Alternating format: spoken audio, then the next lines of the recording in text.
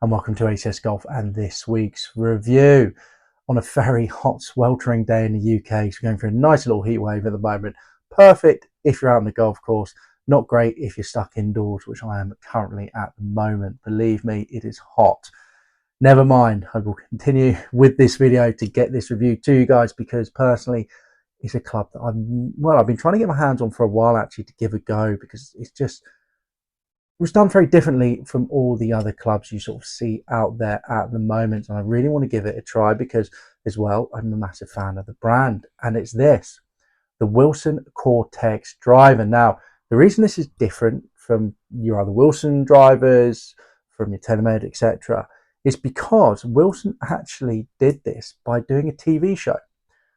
They did a TV show, there you go, Driver versus Driver 2, where basically they invited people to come in, design a driver, and they put them against each other, had a judge, panels of judges who would then select the winning driver, which then they released. So this was the winner from Driver versus Driver 2, so the TV show, got released back end of 2018 into 2019. There was a TV show, so Driver versus Driver, so the first TV show, which was before this, and that was the Titron got released from that. Actually on the panel for this one was Rick Shiels, actually, so he helped pick this driver out.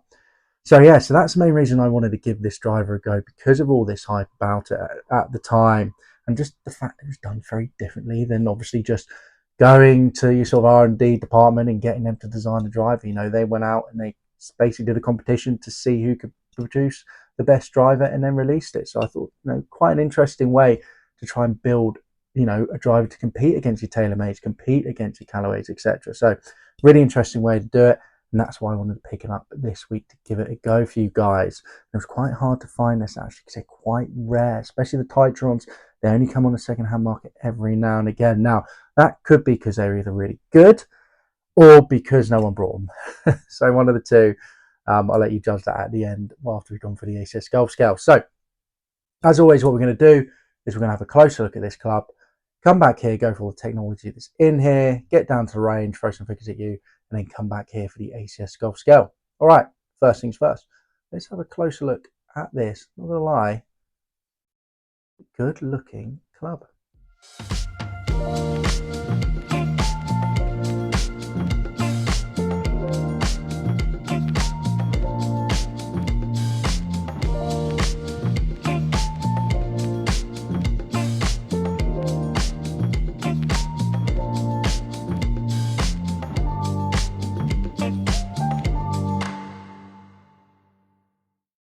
So there you go, and I think a good looking club. I really like the shape. It's a bit more squat. Love the top of it. Not much going on there. And a very simple alignment aid there. Generally, just a really good looking club. Really like it, and I like this sort of, I'm not too sure what dark red color. I want to say maroon, but not too sure that's right. But anyway, I really do like the color on the bottom of it as well. Now let's get into the technology that's in this club. So first things first, so fast cage. Over 44% of the head has been replaced with lightweight carbon fiber, leaving a rigid titanium skeleton that provides structural stability and precise weighting distribution for ultimate driver adjustability. And you can see that here, you've got carbon crown there on the top, got carbon panel here, and you can sort of see this titanium frame that's come around, which means they could just move the weight around, which they've done with a weight port there, another weight port there, and obviously got this weight track down the middle there. So spin control, Wilson's longest sliding track offers golfers a wide range of spin options to deliver a low launching ball flight for maximum thorough rollout or a high launch angle for the greatest carry. So, right there at the front, low spin, good rollout. It's going to be coming down in the air. Great for faster swingers as well, who have high spin. They can really dial in the correct spin for them. Or you can have it right at the back, which I had during the majority of the testing, to help me get the ball in the air and get a better launch. So really good there, that track. You obviously see that in a lot of the drivers. And at the time, you had the M3 that was around the same time that had that track. A lot of the guys don't tend to do it anymore. Mizuno is probably the closest you can get to that sort of movable tracks nowadays with their STG range. Majority of them now just have movable weights, but there you go. At the time, there's a lot of clubs out there with that movable track. Directional control. So the Cortex driver comes standard with an 8-gram weight near the toe and the 2-gram weight near the heel. To obtain a draw setting, the 8-gram weight can easily be moved to the heel and the 2-gram weight to be inserted near the toe. So there you go. And it even tells you you've got a draw there, which I currently have the 2-gram weight in, and then you have a neutral there, which is the 8-gram weight. I did move them around, and yes, for me, normally with a draw anyway, it did increase the draw slightly. So definitely, moving that weight around did help, and moving that neutral, I sort of saw mine sort of normal ball flight. So there you go. And then trajectory control, the fast fit hosel system allows you to dial in your preferred ball flight trajectory for fine tuning the loft in half-degree increments. So as everything else out at the time, you had that adjustability there. This is 10.5 degree head. I could loft it up to loft it up by 2 degrees and go all the way up by 0.5, so go 11 degrees, 11.5 degrees, 12 degrees, 12.5 degrees, and I could loft it down by 0.5 degrees all the way down to 9.5 if I wanted to. So a lot of adjustability there. When Wilson did this, and then they stopped doing it, you had the Wilson D7, no adjustability, the Wilson D9, no adjustability. They have brought it back with the Wilson Dynapower though, but for a time they actually stopped doing it. This was the last driver when they actually did it, to be fair. But yeah, great there. So really, a lot of adjustability in this club. They put all this carbon fiber in there so they can move the weight around and really give someone, the choice to adjust it to their preferred ball flight, which I think is really good. It's great because, some days, when they're saying, you might want a low ball flight, it might be windy, you can shift that way up front rather than having to worry about changing perhaps your swing, which your average golfer isn't necessarily going to be able to do. Or if you're a better golfer, then, you'll be able to pull off that lower shot. But with your average golfer, such as myself, much more easy just to change the weight and not have to worry about changing my swing. So, really good there. So great options. And I do say that, personally, I can get the ball a little bit low, get it higher. I can change that swing if I need to. But having that there, especially sort of you're doing an amateur competition, takes your mind, makes your mind at ease. You can do that and think, all right, just swing my swing and it's going to have a different trajectory. Perfect. So there you go. So a lot of adjustability with that club, which is really, really great. Only one thing I will say is if you're, a high handicapper, your swing changes all the time, or even someone who doesn't necessarily know what they're going to move the weights around, buying something like this probably maybe need a fitting. If you really want to get it dialed into your swing, probably would be a club that you would want to get fitted for. Unfortunately, now this being second hand, you cannot do that. Maybe, I don't know, actually, you might be able to go for a fitting and say, look, pay £50, could you dial this into exactly how I want it? And maybe they would fit it for you, to be fair, if you pay them. Yeah, maybe an option. I don't know. Give it a go if you have this club and let me know down in the comments below. Head cover wise, really smart looking head cover. Maybe be a little bit softer inside, to be honest, but not the end of the world. Still pretty nice. And obviously, when it came down to shafts, as you'd expect from Wilson, you get good quality shafts. I mean, I've got Mitsubishi in this Diamana. I never know how to pronounce the names of the shafts, but anyway, really good, decent shaft in there, as you would expect. Okay, now let's get down to the range. I'm going to throw some figures at you, then we'll come back here for the ACS Golf Scale. All right, see you in a bit. So here I am down at the range. Annoyingly, I will just add that my shot tracer app isn't working very well. I've actually changed phones. It doesn't seem to want to pick up the ball as well as it used to. So you do have a few shot tracers at the end. Unfortunately, the majority of this is without. Now, if we get into those figures, so on average, we had a carry of 226 yards, total distance 249 yards, ball speed 148 miles per hour, launch angle 13 and height 66 feet. So pretty much exactly where I'd expect my driver to be. Normally 250. When it comes down to total distance carries, pretty much exactly where it would be, and the ball speed would normally be around 150. So really happy with the results, to be fair. Longest on the day though was only 252 total yards. Like, didn't feel I could necessarily push it a little bit further than that with the settings. Shortest though was only 245 yards, so not a huge difference there. It was very consistent with that weight at the back. Now, once I changed and put the weight actually a little bit forward just to see if it did affect it, I was finding I was getting more ball speed, the launch was lower, and I was actually getting a little bit more distance because it was rolling out. Also swapping those weights around from neutral to the draw setting, I was finding I was getting a little bit more draw as well. So, you really have that adjustability in this club that if you really tinker with it, you can get that ball flight exactly what you want, which is perfect and what the club is for. Just a quick table showing those figures for you. Now, when it comes down to it, really not that much difference between the longest and the shortest, so very happy with that. It was very consistent. Ball speed did drop down a bit, but overall it still obviously got to where it needed to go. Launch angle was fine throughout, so generally this club performed exactly how I would hope it would perform. So there you go. Not bad figures, to be fair. I mean, on the day I was hitting my Cobra Dark Speed a little bit further than this, to be honest, but still generally not that bad. Dark Speed technically is 5 years newer than this, even though I will always say in all my videos, technology really hasn't moved that far, only tiny little bits which an average person isn't going to notice. But anyway, going into the ACS golf scale. So remember, we've got distance, feel, looks, price, and forgiveness, 5 being the best, 1 being the worst. Now, going into distance, I've actually given this a 3.5 out of 5. On the day, it was only about 3 yards behind my Cobra.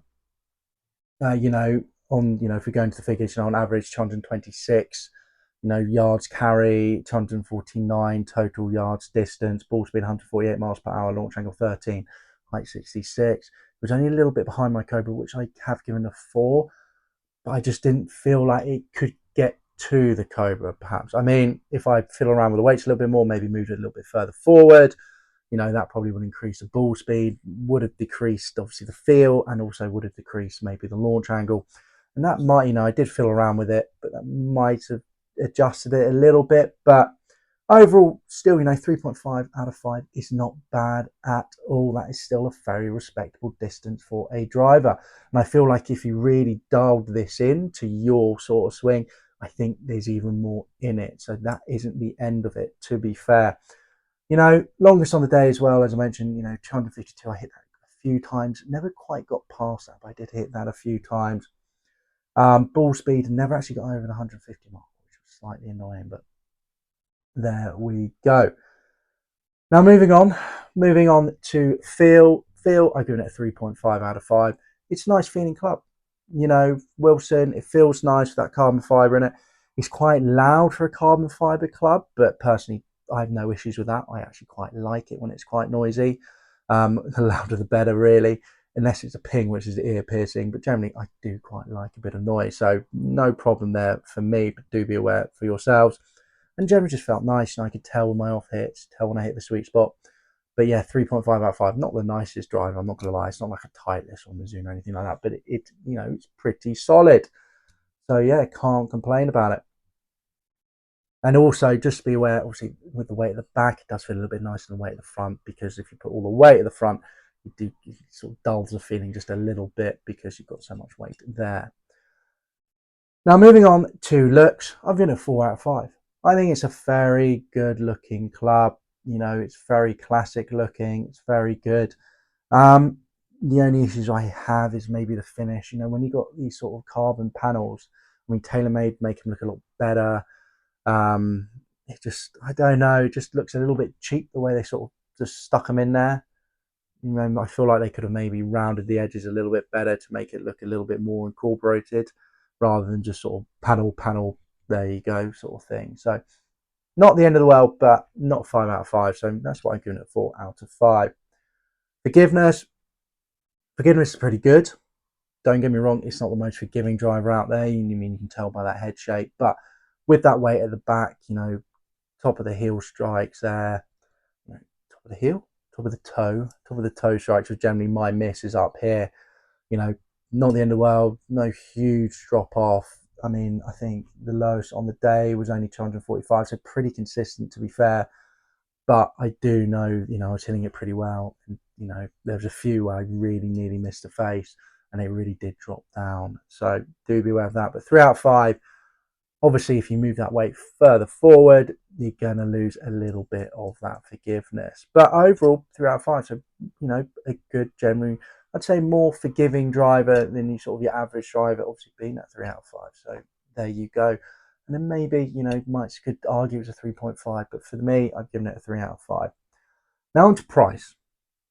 Price, I've also given a 3 out of 5. So when it came out, it was £499 in the UK. So it was right up there with the other clubs when it first came out.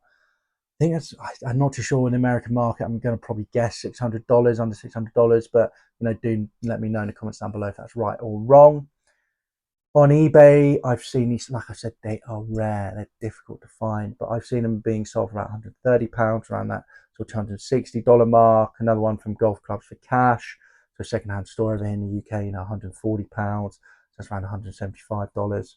Sorry, I've seen them on eBay for £130, and I've seen them go for I think around, so what is that?